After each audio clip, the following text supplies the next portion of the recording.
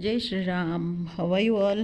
ఎలా ఉన్నారండి అందరూ? నేను బాగున్నాను. మీ అందరూ కూడా బాగున్నారని, ఇంకా చాలా బాగుండాలని మనస్ఫూర్తిగా కోరుకుంటున్నాను.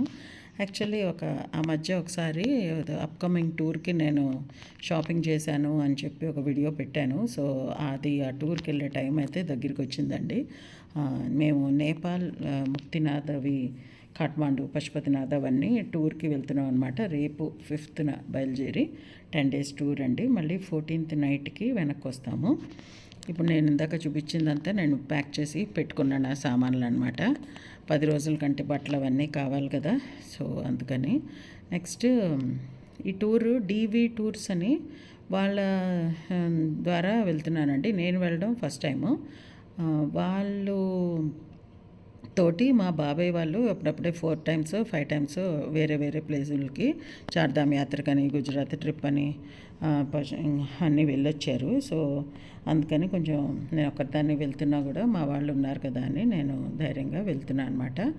ఈ టూర్కి hotel stay, flight, to and fro, మొత్తం ఫుడ్ అన్నీ కలిపి పర్ హెడ్ 43,000 వాళ్ళు ఛార్జ్ చేస్తున్నారు. అది కాక ముక్తినాథ్ దగ్గర, ఆ టెంపుల్ దగ్గర అయితే ఒక 7-8 వరకు అవుతుందట. సో అది కాక ఇంకా మనకి మనోకామన టెంపుల్ ఇవన్నీ ఏవేవో ఉన్నాయి. అన్నీ కలిపి మొత్తం 10 రోజుల్లో ఎక్కడెక్కడ ఎంట్రీ టికెట్స్ దేనికైతే కట్టుకోవాలో అవన్నీ మనమే పే చేసుకోవాలట. సో అవన్నీ కలిపి ఒక 10 to 12,000 ఈ 43 కాకుండా అవుతుంది అని చెప్పారు. ఆ మాత్రం అయితే రెడీ పెట్టుకోమని చెప్పారు. అది కాక మన షాపింగ్ చేసుకుంటే అదిని అక్కడ ఎక్కువ గూగుల్ పే, ఫోన్పే అన్నీ పెద్ద ఎక్కువ నడవ్వట. సో అందుకని క్యాషే పట్టుకెళ్ళాలి అని చెప్పారనమాట.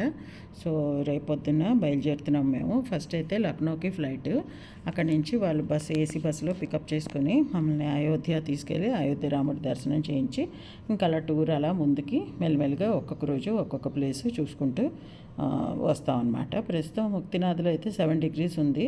సో దానికోసం వులెన్ క్లోత్స్ మొత్తం ఇవన్నీ తీసుకెళ్లాల్సి వస్తుంది. గ్లవ్స్, షూస్ అన్నీ కూడాను. అందువల్ల కూడా కొంచెం సామాను ఉందన్నమాట ప్యాక్ చేసుకున్నది. మరి చల్లో మళ్ళీ కష్టం అవుతుంది కదా సరిగ్గా వులెన్స్ అవి తీసుకోకపోతే. అందుకని ఇవన్నీ పట్టుకొని బయలుదేరుతున్నాం. నాకు ఎక్కడెక్కడ నెట్వర్క్ దొరికితే అక్కడక్కడ నేను కొంచెం షార్ట్ వీడియోస్ లాగైనా తీసి మీకు పోస్ట్ చేస్తూ ఉంటాను. లాంగ్ వీడియోస్ తీసేంత టైం అది మనకు సరిపోవచ్చు. ఇంకో కంట్రీకి వెళ్ళాక అక్కడ వాళ్ళ రూల్స్ రెగ్యులేషన్స్ ఎలా ఉంటాయో కూడా నాకు ఐడియా లేదు. కాబట్టి షూట్ చేయొద్దు అంటే మనం ఇంకా చేసేది ఏమి ఉండదు కదా. అందువల్ల అలా చెప్తున్నాను మీకు.